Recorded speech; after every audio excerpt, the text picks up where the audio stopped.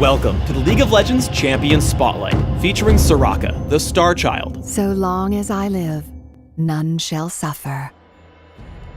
Soraka is a ranged support champion who excels at buffing her team, healing, and preventing a lot of damage. Additionally, she has a number of strong offensive uses.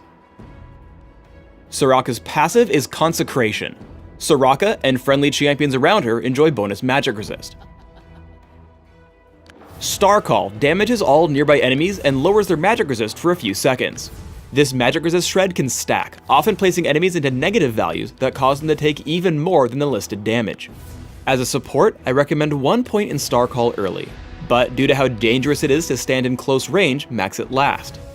In tankier mage-oriented builds, I recommend maxing it first. Astral Blessing heals and significantly increases the armor of target ally for a few seconds. For support Soraka, take Astral Blessing at level 1 and max it immediately. When played as a mage, max it after Star Call. Infuse has 2 different effects depending on whom Soraka targets. When cast on an allied champion, Infuse restores mana to her target, but Soraka cannot target herself. Cast on an opponent, Infuse damages and silences her foe for a few seconds.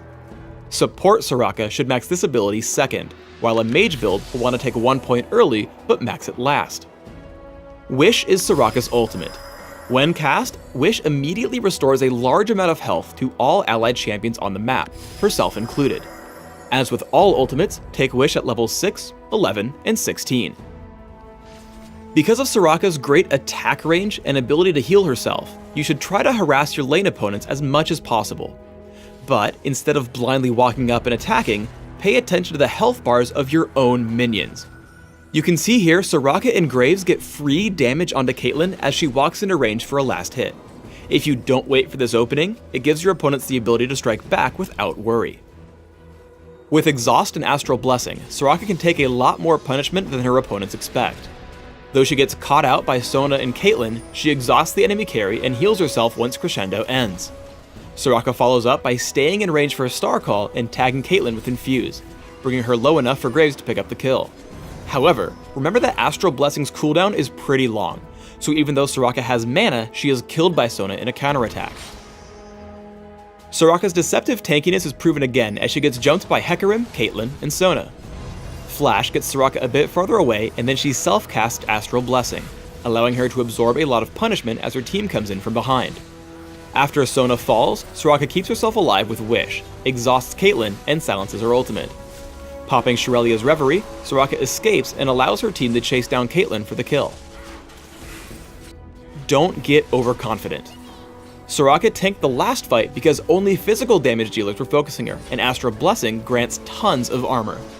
In this clip, Soraka's caught out in front against significant magic damage, and enough crowd control to prevent all of her healing. Now let's talk about her early game as a primary mage. In the beginning, rely on your basic attacks instead of Star Call for killing minions.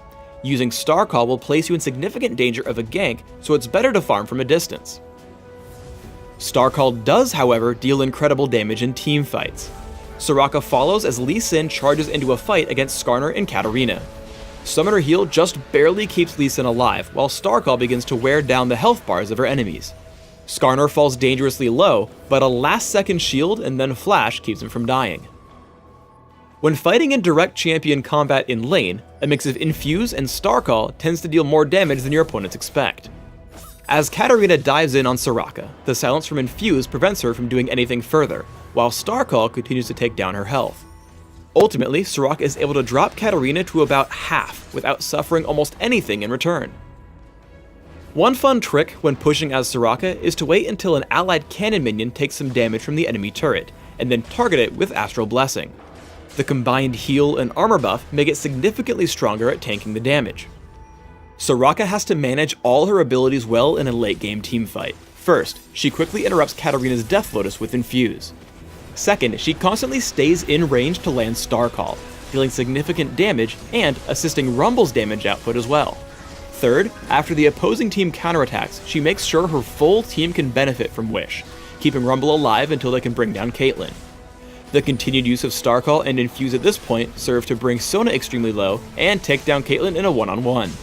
Astral Blessing completely shuts out Caitlyn's damage output before she turns to grab Sona and then move on to Skarner. Flash and Exhaust keep her out of Skarner's reach as Starcall continues to drop his health bar, picking up an ace with only 2 deaths on her side. Let's break down 2 example builds, a typical support and a solo lane mage. As a support, I recommend building early gold generation, adding in auras to help your teammates, and finally a splash of ability power.